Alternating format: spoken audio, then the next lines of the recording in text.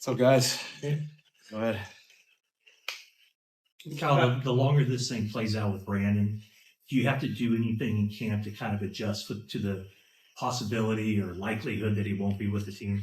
I think, like I said at the beginning of camp, I've kind of planned for everything, not knowing it could go any direction. So we've been doing the same stuff. If that continues, we'll keep doing what we planned on. And, the hardest thing is just not as much wideouts out there. So we got to make sure we get through that with some of the injuries and stuff. But, no, nothing's changing right now. Do you expect or need this to be resolved pretty soon? No, I mean, you always want it to be badly. But this stuff does take time.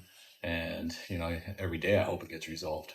But I have no timetable on it. Like, it didn't surprise me coming into this, going about coaching our team, getting them ready for week 1, and hopefully it'll get resolved though sooner than later. He's here today? Yes. Doing the normal stuff, the meetings. Yeah. Is there a scenario where you do a long-term deal with him? There's a scenario for everything. So I want to rule anything out. Would this team be better if you traded Brandon Aiyuk? Could you see a scenario where you're better because of that? I mean, Brandon's a great player, so it's real hard to be better when you lose a great player. So we got to look into anything. We got to understand the situation we're in, what that looks like, and that does take time. So hopefully it'll all work out best for him and best for us in the long run. He has the permission to talk to other teams. Is that correct? Yes. Is there a disappointment it's reached this point? I know it could be resolved, but I mean, it's been at this point for a little bit, so it's nothing really new to me. I mean, you're always disappointed when you can't keep hold of all your players or it's not going exactly right. And I don't like losing anybody, so that's why I'm hoping it does work out here. But right now we don't have that solved yet, so I hope it does. Is the offer you guys made in May a final offer, or is there a chance you? I mean, I'm not getting any specifics with offers, contracts, trades, anything like that. But what I can tell you guys is nothing has changed. A lot was out yesterday and stuff, but from the situation that we're in with Brandon, nothing's changed. Kyle, if a veteran receiver walked off the street and into this offense, how long would it take that player to get up to speed and be ready to roll? 2.5 days. It depends who it is. It depends the situation, experience of the offense, where he's at in his career. So I got no absolutes for you. What poses, took a while last year, obviously, all the way through. But why is this one different? Not going to get into that. I mean, each one's different, and I'm not going to compare Bosa's to Brandon's. What's your current comfortability level with the wide receivers that you have? Obviously, Debo's there, you have Jennings there and stuff, but with the younger guys, where's your comfortability level with them right now? I love the guys that we have in the building. I love the vets that we've had here that have played at a high level. I love the new ones we brought in for competition, and I love the young guys. They have been banged up, trying to get healthy, battling a shoulder, battling a hamstring. But when they're out there, they're getting better, and I hope that they can get healthy, continue to stay healthy so they can get the time in that they need to be ready. I know they will be if they get that time in, but that's the risky and hard thing about football.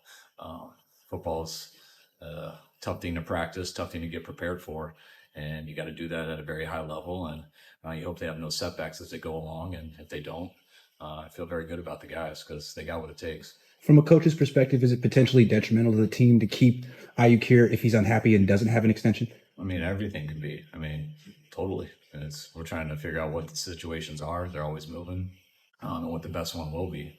But yeah, there's pluses and minuses to every situation. Does Brandon talk to you a lot about this, or are you keeping that separate? No, I think we did at the beginning, but we haven't been talking about it much with each other. Most of that goes through his agent and John.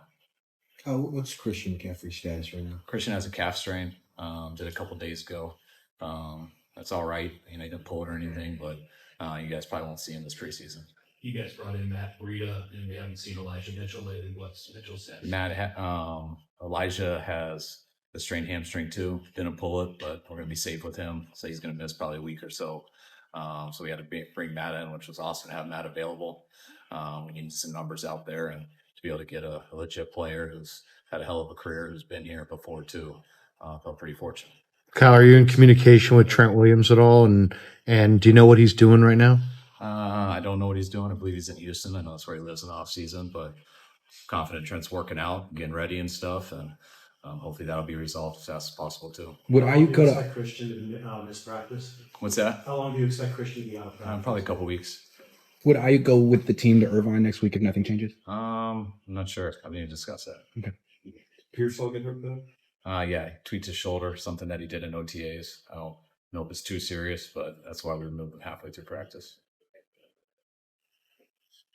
How important are role players on your team like Jalen Moore? It seems like he's in a tough position where obviously Sherman needs to have them, but you're able to run your offense when you're doing this. How important are those type of players? Role players are huge on our team and in every team because, I mean, it's always next man up, and you can lose a guy at any time. And if you don't have a guy who can come in and do that job, that's some important positions. I mean, that can take the whole team down. So it's not just Jalen, but, guys who back up George, guys who back up a wideouts or quarterback. You guys have seen it over the years. Keep your fingers crossed, but you're always going to lose some real good players. And usually your season depends on how good those backups are. Jordan Mason was telling us that when he first came in, he didn't connect right away with Bobby Turner, and that he didn't really know. He found out later he didn't really know how to be a pro. But is that unusual for an undrafted free agent to come in and not connect? But you guys still see enough in him to hang on to him? Yeah, I mean, I think it's relationships with everyone, whether you're young or older, or means it takes time to get to know people and really what makes them tick. And I mean, Bobby's going to be Bobby regardless. He has a coaching style to himself, and that is very successful. He has a standard, and he demands a lot out of people. And sometimes I don't know if that comes off always the right way to every single person. But I think when you're consistent each day and people realize you're a good coach, you eventually don't care about that style. You just respect that they're making you better each day and challenge you in that way and hopefully you look at it as that'll help your career. And sometimes, especially on your history, how people coach you maybe in high school or college or before, sometimes that can shock some guys. But usually the guy, once he realizes that this person's real and why he's doing it, usually it's not a problem. And JP's been great. Kyle, with Ricky, if Aiyuk were to be unavailable for week one, regardless of the situation, how comfortable would you feel with Ricky potentially slotting in for him from the start of the season? I feel comfortable with whoever it is. I mean, that's just the issue as a coach. There's times I think Aiyuk missed a game last year, and we had to do that. So it's something you're always prepared for. Aiyuk could also be with us, and everything could be great, and he could get hurt, like it's happened plenty of times. I mean, we lost a running back on a walkthrough practice before our first game a few years ago with Jeff McKinnon, and didn't have him for the whole year. So we had a quarterback who tore his ACL in week 3 one year. So that's stuff that you're always used to. Take a couple more. Have you mapped out how much you want the starters to play in the first preseason game and maybe what the quarterback rotation is going to be? Yeah, I talked about it with our staff yesterday when the players were off, but I haven't told any of the players yet. So I'm not going to say it exactly here, but we don't plan on many of the starters to play. I know some guys will have to, but for the most part, starters shouldn't be in much.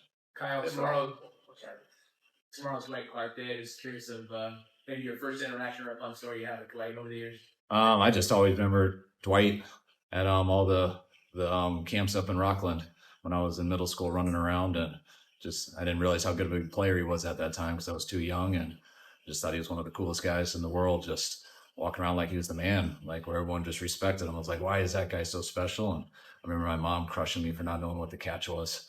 When I was in 6th grade, I didn't grow up here and didn't totally know from, I think I was 2 or 1.5 at the time. So she should have been softer on me, but she wasn't. And she made me feel stupid. And now I get why, because it's one of the best plays ever. Now that you're experiencing a hold in for the first time, do you have any thoughts on whether you prefer that to a holdout? No, I mean, it's nice not finding guys, so but there's not much of a difference. Kyle, we haven't seen Mitchell Shanowski in a few days. What's he been? He has knee irritation. We're taking it easy on him, having him not punt here for a little bit, and we'll have to figure out something for the game. Kyle, as a coach, obviously I assume you prefer just Brandon Aiyuk is on the field and taking care of contractually. Obviously, I know you don't ignore the financial part of it, but I don't know how frustrating is it, because I think, as you said, you're a better team with Hughes here. You probably don't want him to not be here. I guess what's the frustration level in your emotions as you've gone through this? Calculated and prepared. you want everybody out there. Frustrated guys are hurt and can't get out there. All you want to do is practice and get ready for the tough season that's ahead. But you also truly understand the business side of our league and what these guys do and put themselves through and what they have to go through in these deals. So whether it's a hold in or whether it's a hold out, I mean, this stuff is pretty common, and you just got to be patient with it as a coach. All right, guys. Appreciate it. All right, guys. Thank